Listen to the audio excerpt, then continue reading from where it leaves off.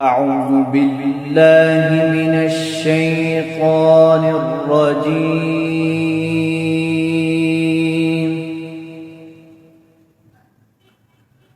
بسم الله الرحمن الرحيم.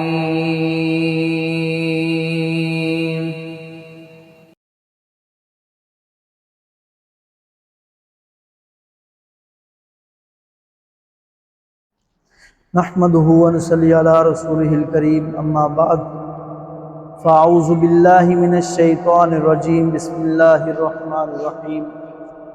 جند ما ہنالک، یہ ایک لشکر ہے جو چھوٹا سا جو وہاں محزوم من الاحزاب، شکست خوردہ ہوگا لشکروں میں.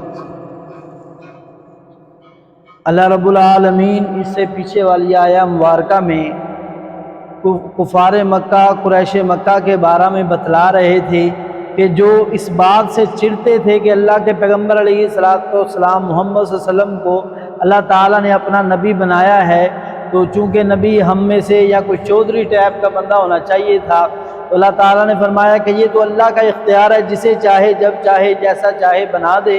تو نبوت اللہ کی عطا ہوتی ہے، جس کو وہ چاہے عطا کرے. تو دوسری بات، اگر ان کے پاس اتنے اختیارات ہیں تو یہ کچھ کر سکتے ہیں، تو یہ کوئی آسمان پر چڑھ جائیں اور آسمان پر بیٹھ کر کوئی فیصلہ ایسا کر کے دکھائیں جسے چاہے نبی بنا کر دکھائیں. تو اللہ تعالیٰ نے فرمایا ان کی حیثیت کیا ہے؟ جند ما ہنالک محزوم من الاحزاب، ایک چھوٹا سا لشکر ہے جو بہت سارے لشکروں کے اندر یہ بھی ختم ہو جانے والا ہے. یعنی یہ اپنے آپ کو مکہ کے لوگ، قریش مکہ کیا سمجھتے ہیں؟ اللہ کی ذات تو وہ ہے کہ جس نے ایسے ایسے لوگوں کا سامنا کیا. کذبت قبلہم، جھٹلایا ان سے پہلے قوم نوح، قوم نوح نے، وعاد و فرعون، اور عاد اور فرعون، ذو الاوتاد، میخوں والے.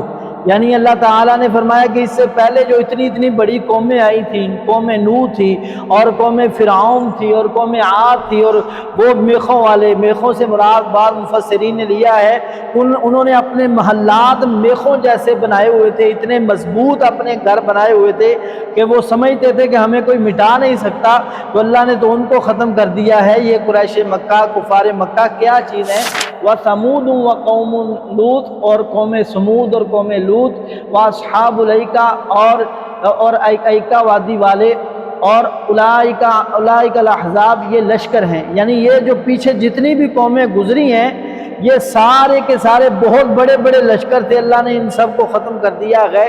یہ جو آج نبی علیہ السلام کو جھٹلا رہے ہیں، یہ مت خیال کریں کہ یہ بہت بڑی طاقت ہے. ان کل الا کذب، نہیں ہے ان میں سے کوئی بھی مگر اس نے جھٹلایا رسولوں کو. فحق عقاب، تو ثابت ہو گیا اس پر میرا عذاب. یعنی انہوں نے اللہ کے رسولوں کو جھٹلایا تو کسی پر اللہ تعالیٰ نے ہوا کا عذاب بھیج دیا، کسی پر پتھروں کی بارش برسا دی، کسی کو پانی میں ڈبو کر مار دیا، کسی پر جو ہے آگ کا عذاب نازل کر دیا. اللہ تعالیٰ نے جیسا چاہا جس قوم کو عذاب دیا. تو اللہ تعالیٰ نے فرمایا کہ اللہ نے جیسے ان کو ختم کر دیا، ان کی بھی کوئی حیثیت نہیں ہے. البتہ طاقت اللہ کی بات ماننے میں ہے. جو اللہ کو ماننے والے ہیں وہی مضبوط ہیں. اللہ میں سمجھنے کی توفیق عطا فرمائے.